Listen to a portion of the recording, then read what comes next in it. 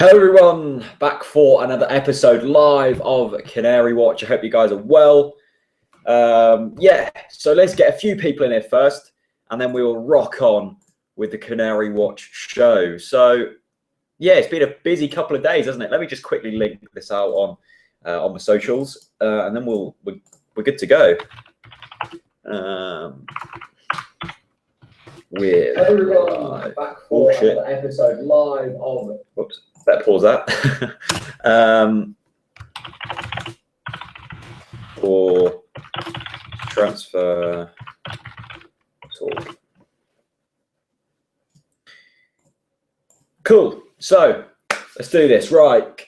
As always, if you're watching this live and you want to leave some comments, please feel free in the comment section. I'll do my best to read them out. So a busy couple of days, and it's finally starting to come together for Norwich City, which is great news. Robbie Brady done, Andre Wisdom done. Two big positions we needed to fill, filled. Fantastic news. The Robbie Brady deal, I'm so happy that's over with. That went on for ages, and it was starting to get really frustrating. You can all remember the original £1.5 million bids. We ended up paying $7 million for him. I think that's still a good deal, though. I think he's young.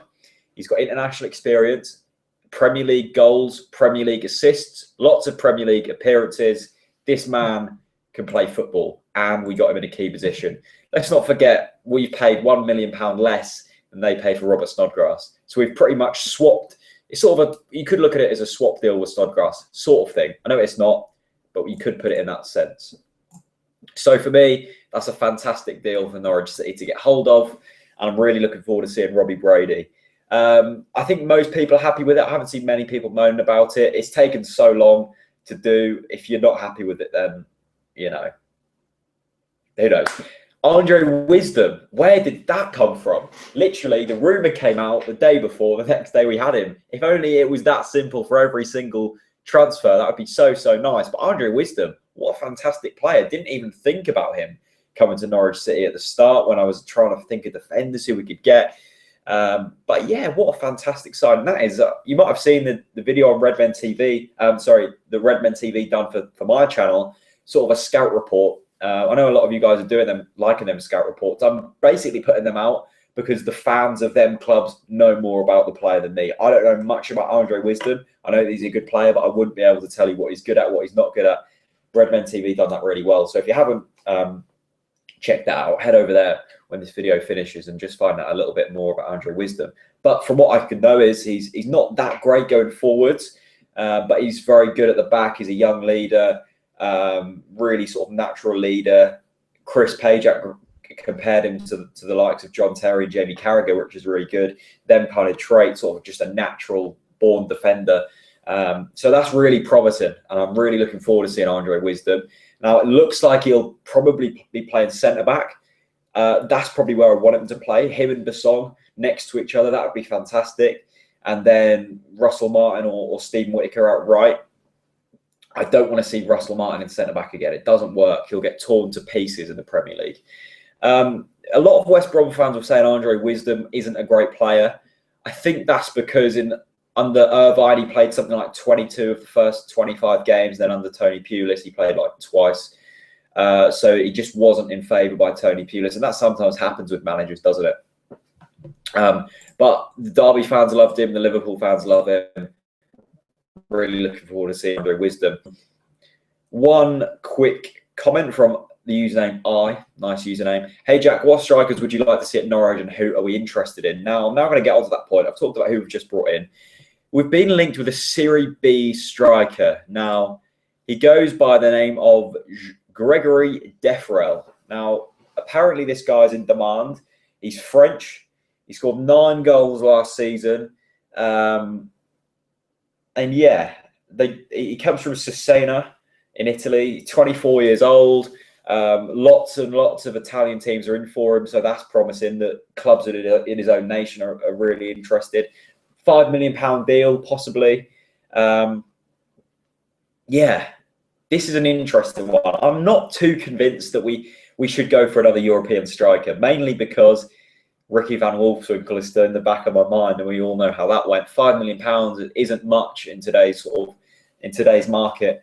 I know the likes of Jerome was 1.5 million, but a Premier League striker nowadays is like 5 million minimum, very minimum. You're talking 5 to 15 million for a striker who can score 10 goals, which is ludicrous. But if you look at the types of money that's floating around, that's not too bad. The likes of Southampton, Everton are also keeping tabs on him. I'm just reading off a little list I done just to remind me. But Norwich look like the team who are really sort of running this race in the lead here. Apparently, he's known as a striker, but he's also fairly decent in defensive midfield. Like, that's the weirdest combination ever. That's so weird. He could play as a striker, a winger, or a defensive midfielder. This guy sounds versatile. If you've played Football Manager and you know Lee McCulloch at Rangers, or whoever he plays for now, he literally can play in any position. This is the guy we're trying to get. Absolutely ludicrous, but kind of good. He's got 14 assists to his name in the 110 games he's played for Cesena. Look at me, up the jack with the stats. But yeah, that could be an option we're in for, username I. I haven't seen us linked with many other strikers, which is a bit of a worry. I'd prefer Wisdom to play centre back as well. Responding to Luke Rumbelow is comment, but yeah, we need to sign another striker. I don't think Hooper's good enough for the Premier League. Slate me all you want. I just don't think he's good enough. Jerome will score goals. I'm sure of that. I think Graben will get a few. Graben will grab a few. I don't think our strikers are good enough at the moment. I think we need someone like Charlie Austin. Like, I know we're not going to get him. He's going to go somewhere else. I still can't believe Charlie Austin is at QPR, by the way. How that deal hasn't gone through yet, I'll never know. But yeah, we need another striker. Is this guy the right man? Not too sure. It's all these rumours are going about, but at the moment, the rumours that are coming, that are flying in, are actually going through. We've seen Brady and Wisdom. We haven't seen many rumours over the past few weeks that haven't actually gone through. The Marcos Alonso one really gathered momentum, and then it just fell off. I think we might still be in for Marcos Alonso, but now we've got Brady, we've got Toffolo, we've got Olsen down that left-hand side. We've got Johnson who can play there. I don't think we're going to be going in for Marcos Alonso. And also Ricky Lambert. Now, this is someone I really, really would like to see at Norwich. I think he's 33 or 34, so he's got like 1 year left in his career. So many people are saying that Ricky Lambert's crap. Let's not forget this guy over the past like 3 seasons has scored tons of Premier League goals, capped at an international level, and played for Liverpool. If you're telling me that's a crap player, come on, guys. Like, Ricky Lambert would score goals at Norwich City. Definitely. And if we could pick him up for like 3, 4, maybe 5 million, then I'd take him. Definitely. Even for a season. Definitely take Ricky Lambert. I think he'd be class. He's the kind of player we've really sort of missed since Grant Holt has left. We haven't had that kind of player since Holty left. Yeah, if you want to leave any comments down below, then please feel free. Did you watch us play against West Ham? I thought we played terrible, from Luke Rumbelow. No, I haven't. I didn't watch that game, actually. I was in London. I was going to catch it on Mustard TV when I got home. I was going to catch like the second half, but we all know what happened on Mustard TV, which is a real shame, by the way. If any of you watch Mustard TV, like, stick with them. They're a good, really good bunch of guys there. It was really unlucky that they didn't get the game up how they wanted to. But no, I didn't watch the West Ham game. I wouldn't take too much from the pre-season games. West Ham are a good team. It's all about fitness and trying to get the team cohesion really going. It's a shame that we haven't been able to bed Brady and Wisdom in, considering we've only got 1 pre-season game left. I would have liked to see them signings coming early, but there's nothing we can do about that. Apparently, Brady and Wisdom are both fit. So, that's all we can do. I says if teams like Bologna are in for Balotelli, I'd love to go for him. Kind of unrealistic, but if a newly promoted Italian team want him, why can't we go for him? His wages would probably be ridiculous, though. I'm not sure about the wages. I think we could afford them. I just not too sure about signing these players from like Italian and French divisions. I just don't think they're good leagues. Although they're the top divisions, I just don't think they're very good. I don't think they fit in with the Premier League that well. It's too risky for us, especially after the Van Wolfswinkel deal. I mean, if we sign him, I'll be over the moon. that we've got a striker in, but I'd rather us go for someone. I know Danny Ings has gone to Liverpool, but someone like him, like sort of a low down Premier League team that have either got relegated, but will score goals. Proven. I want a proven player. I don't want some European chap who's scored a few goals in the Italian top division. I don't really want that kind of player.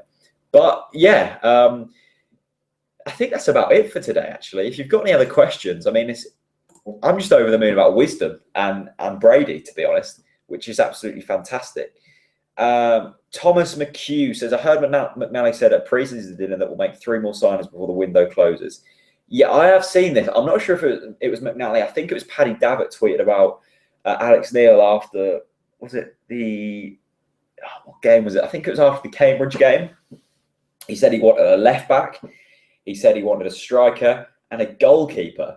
Like, I don't know why we need a goalkeeper. Like, we've got Ruddy, who's first choice. We've got Declan Rudd, who's class. We've got, who else have we got? We've got Aston Oxborough coming through the ranks. We've got some class goalkeepers. And it's very unlikely that both Ruddy and Rudd will be out at the same time.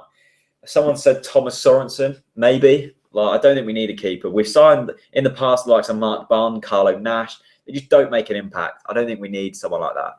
We need a striker. I agree. Centre-back. I don't know if we need another centre-back. Obviously, Van Dijk would be class, but Wisdom can play centre-back. Basson can play centre-back. Unfortunately, Martin can play centre-back. I think the left-back position was identified as well. Harry Toffolo's been playing there a lot in pre-season. I doubt he'll play in the Premier League there, because the reason he is at the moment is because Olsen's out injured. I think Olsen will come straight back in. But if Toffolo does play there, then best of luck to him. Fantastic player, FA Youth Cup winner, really decent player, very intelligent lad, can play decent football. So Toffolo can play there, Olsen can play there, Brady can play there. We've got enough left backs. I think we need 2 more players. I think we need a striker, like a decent striker. It's really splash the cash on that position, and then maybe another centre back. Yeah, maybe even one player, maybe a striker, or just someone who can add a bit more depth. We don't need any more midfielders, I don't think, but someone like that. Thomas McHugh. I'd love Stephen Naismith at Norwich. Yeah, decent player. Think that's just been plucked out of nowhere, but Naismith possibility, who knows? Loads of players. Anyway, I'm going to head off. Thanks to everyone who's joined me for this 2:30 broadcast. It was a bit random. I've just not got much on today. Oliver Cribb quickly on Twitter said, if we weren't to sign anyone else, is the squad strong enough to stay up? Yes. Yeah, I think it is. On paper, probably not, but with the team morale, with a few of the really good players we've got, and Alex Neil, I think it's just strong enough. I think we need another striker, though, just to be safe. Oliver Cribb, thanks for tweeting me, mate. I think that's it. So thanks for watching. Hit subscribe to Talk Norwich City. A few really good videos out at the moment. I'd recommend checking out the Redman TV video and also the 2 transfer, the Andre Wisdom welcome and the Robbie Brady welcome. Them 2 videos are decent. Check them out. But yeah, thanks for watching, guys. Thanks for keeping support over this very hectic summer few months. Can't believe that the first Premier League game is literally like a week and a half away. That is nuts, and I can't wait to cover it for you guys. Thanks for watching. If you want to tweet me, go ahead at Talk Norwich City. Snapchat, Talk Norwich City. Instagram, Talk Norwich City. Facebook, Talk Norwich City. You got the gist. Have a fantastic day. Peace out.